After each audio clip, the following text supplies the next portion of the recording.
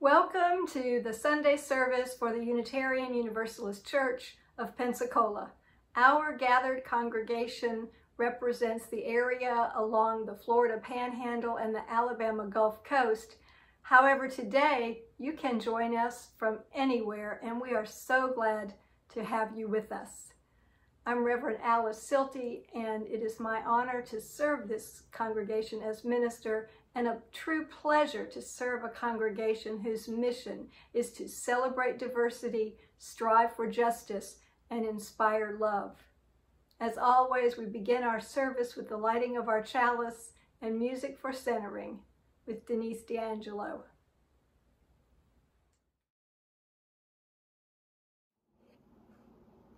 Opening chalice lighting words. Blessed is the fire that burns deep in the soul, by Eric Heller Wagner.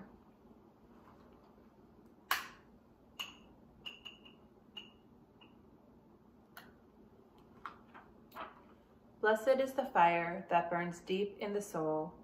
It is the flame of the human spirit, touched into being by the mystery of life.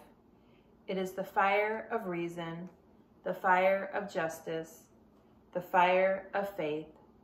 It is the fire of love burning deep in the human heart, the divine glow of every life.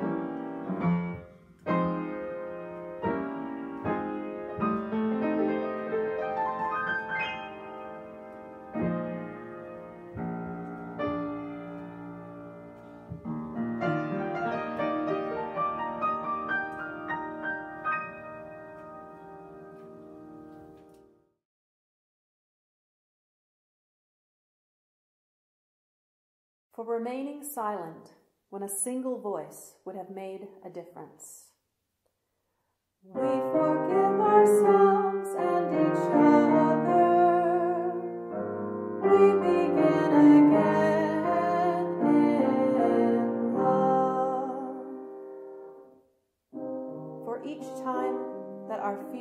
have made us rigid and inaccessible.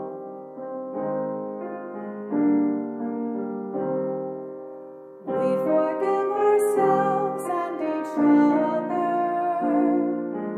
We begin again in love. For each time we have struck out in anger without just cause. We forgive ourselves and each other. We begin again in love. For each time that our greed has blinded us to the needs of others.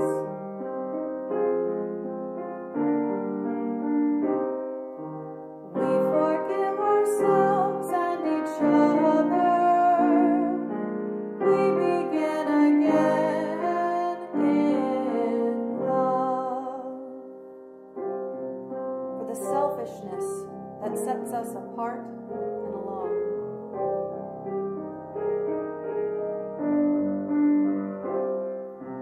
We forgive ourselves and each other.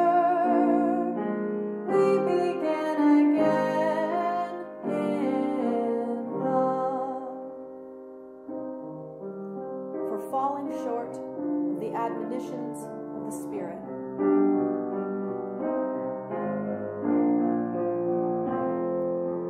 We forgive ourselves and each other. We begin again in love. For losing sight of our unity.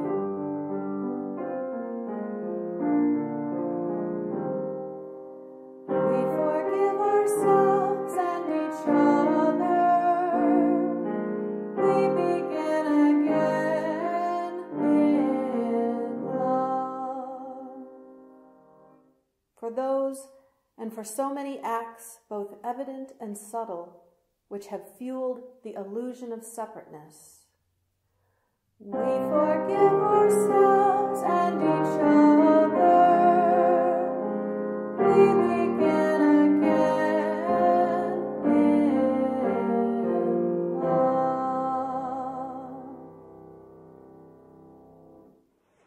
Please join me in reciting the covenant of this congregation.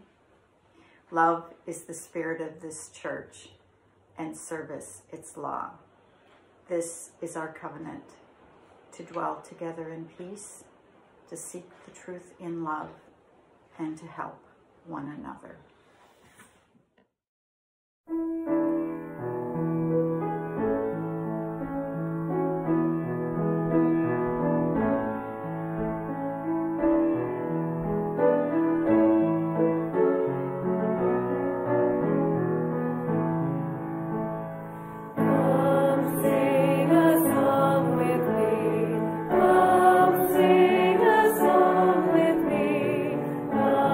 Sing a song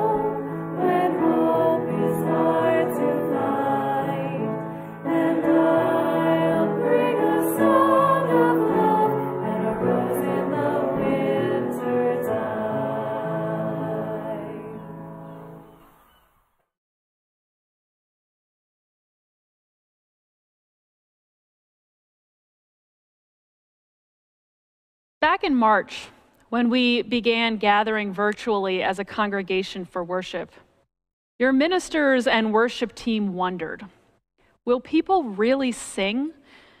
Will they sing hymns by themselves or with a couple family members in their living rooms, their kitchens, their bedrooms, or their backyard?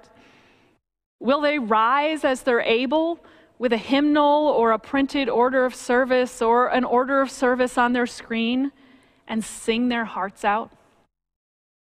We soon found out that the answer is yes. Most of you are singing. If you sang in the pews, you are singing at home.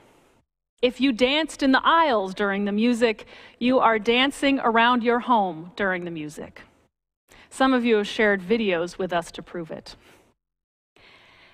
And yet, how strange it is to not be able to sing side by side in the pews, to breathe that same collective in-breath before the first note, to share the hymnals with our neighbors, to have our less than perfect voice join the whole and be lifted by the whole.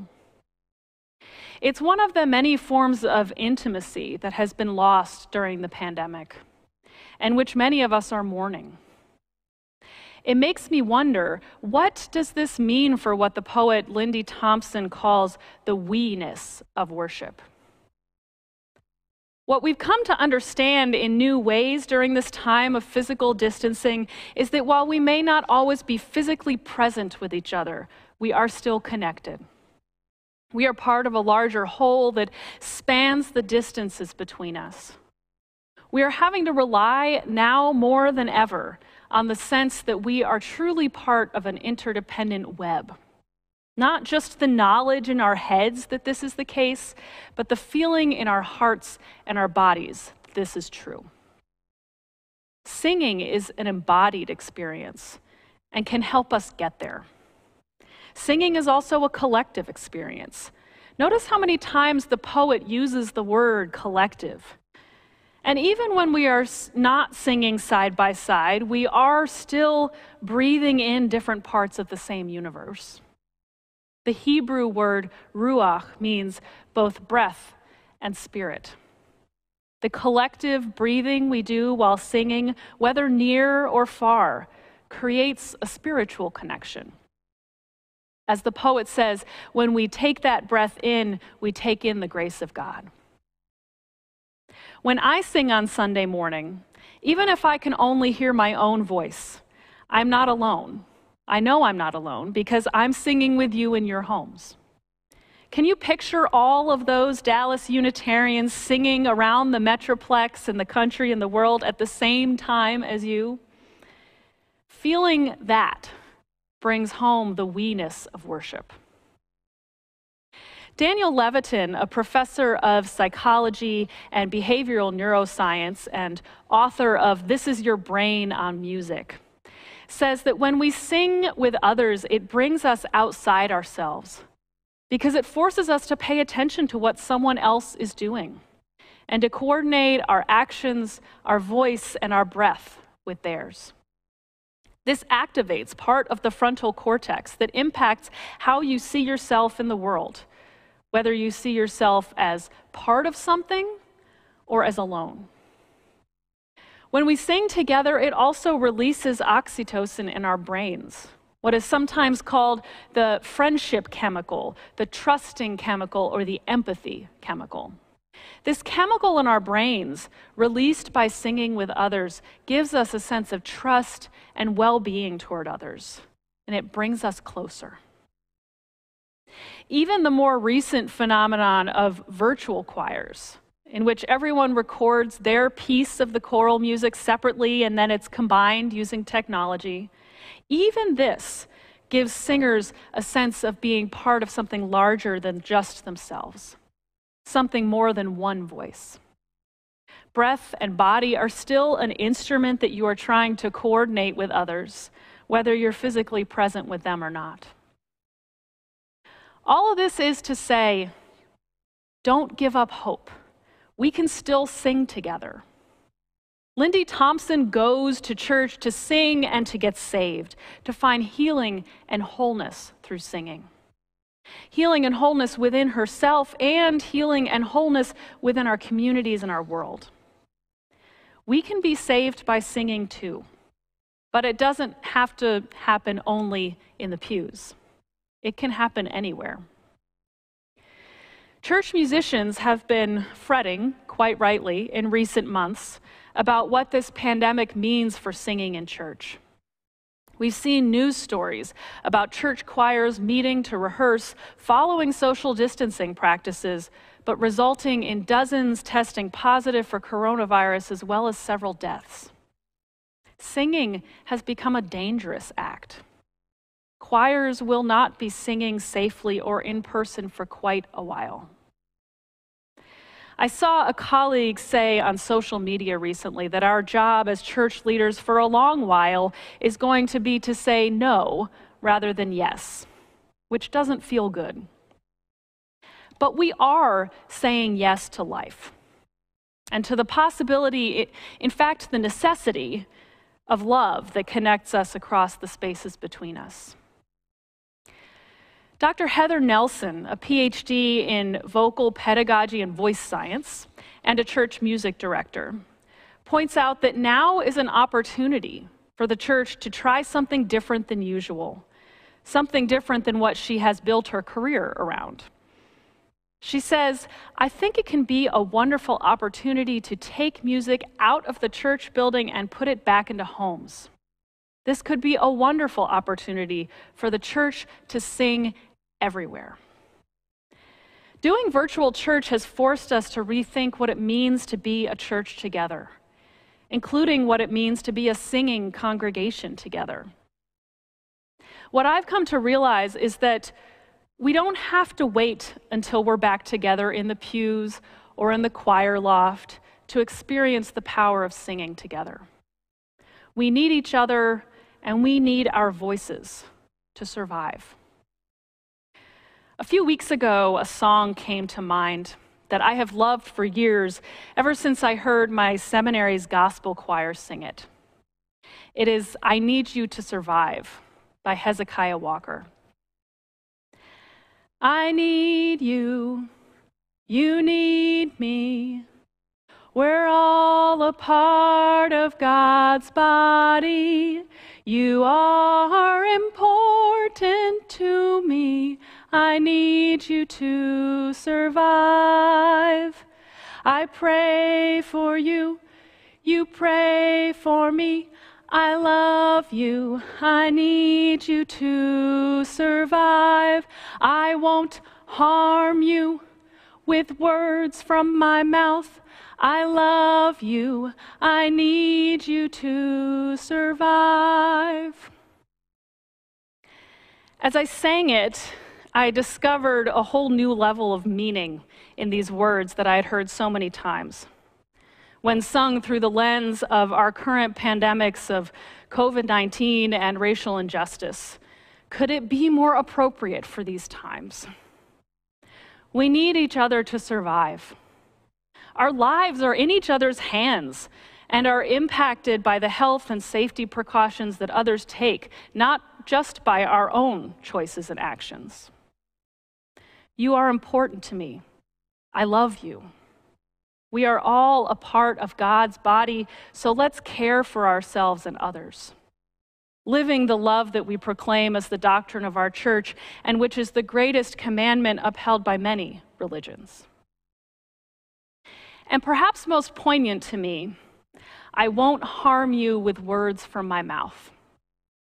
Whether it be the breath of singing that carries a virus, or words infused with hate that cause deep harm. This song reminds me that we are all human and fragile, and we depend on each other for our well-being and survival. I Need You to Survive feels like it could be the official anthem of social responsibility and interdependence in this time. I also need you to keep singing. We need singing to fuel hope in this uncertain time, to fuel connectedness in this time of isolation, to fuel resistance in the face of so much injustice. As one of you pointed out in this week's poetry class, reflecting on Lindy Thompson's I Go to Sing, it's singing that turns protests into a movement. We can join together in that collective in-breath before the first note in memory of those who have pleaded in the streets, I can't breathe. Singing takes us to a deeper emotional and spiritual place, grounding how we are with each other, how we work for justice, and how we hold out hope. It allows us, as the poet says, to forgive each other for being so terribly human and for being so terribly not there yet, so that we can work together. Singing breaks down walls, topples tyrants, hails a new creation, and gives us hope for a better world. We need all of these things right now.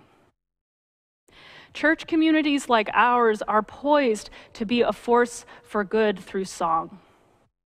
Many of you gathered yesterday morning at City Hall for an event organized by church member Stephanie Womack called We Sing for Justice, in honor of Juneteenth, in protest against police brutality and demanding justice reform.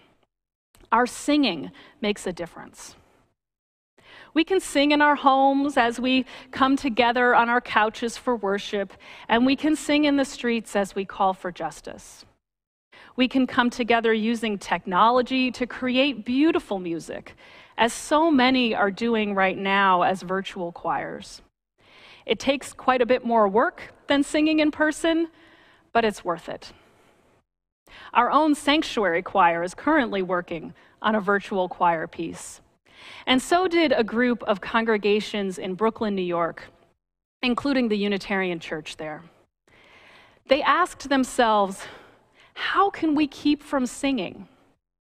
And their answer was, we cannot.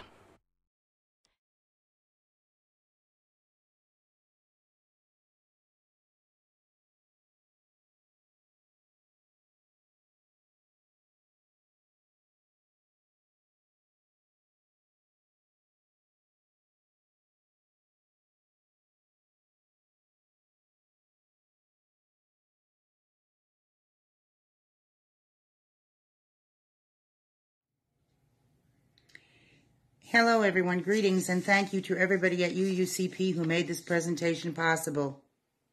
My name is Betty Myers and I have been a member of UUCP for over 20 years. Today, however, I come before you as president of the Humanists of West Florida.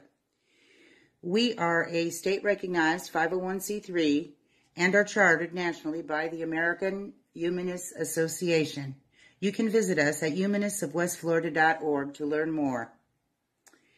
Many of you may already know how we help area hungry. For one example, we have distributed 25 tons of food, over 25 tons of food, since 2013. Today, however, I want to talk about feeding minds, not bodies, and thus I am excited to tell you about the Humanists of West Florida Little Free Library Project. Little Free Libraries has become as American as apple pie. Their website is littlefreelibrary.org, where you can visit and learn something about the history and see a map of all the Little Free Libraries nationwide. To date, the Humanists of West Florida maintain 3 libraries, and our registries are pending. Now I want to tell you some specifics. There are 3 ways to get a Little Free Library. You may buy one at a cost of $400 or more. You can build one yourself, or you can have someone build one for you. This is what your contribution to the Humanists of West Florida will get. 1 library, your choice of site on private property, your decal posted upon the library, periodic restocking and maintenance by HWF, and a listing in the National Registry. Folks, it's a win-win, win-win. Community gets free books. UUCP saves time and money. Humanists of West Florida generate a little bit of seed money for future projects. And Open Books donates excess books that have been donated to them. All of us get publicity. What a wonder. Unlike other fifth plate offerings, we have a specific goal of $175. There are some members of UUCP who have pledged to make up any shortfall, but I ask you all to please be generous, and once again, I thank everyone. For a church to exist, it must have people that care that it exists. It must have people that support the work of the church through their generous giving of time and talent and treasure. The church is the community of ourselves. Its energy and its resources are our energy and resources. Its wealth is what we share. So as we contribute to the life of this community, we affirm our lives within this community. We will now hear music from Denise D'Angelo while we have the opportunity to text and give.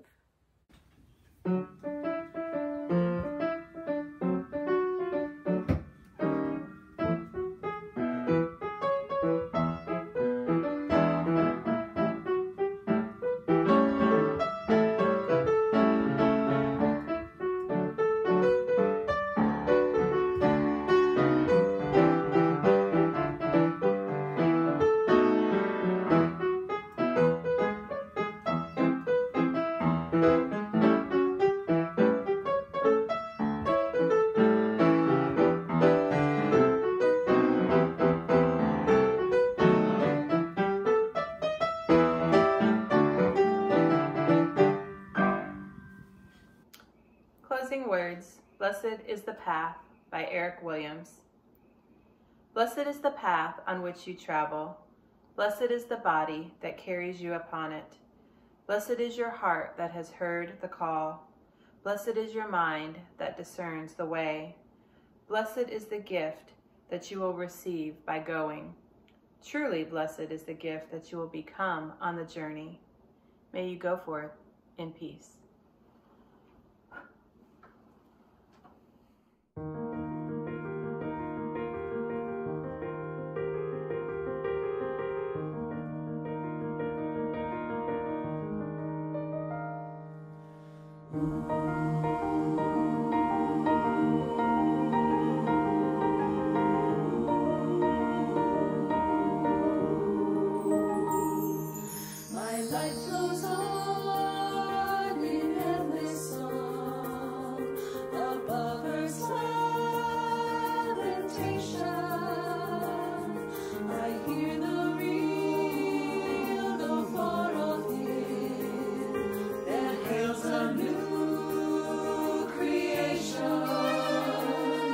No storm can shake my inmost heart, while to that rock I'm clinging, since love prevails in heaven and earth. How can I keep from singing?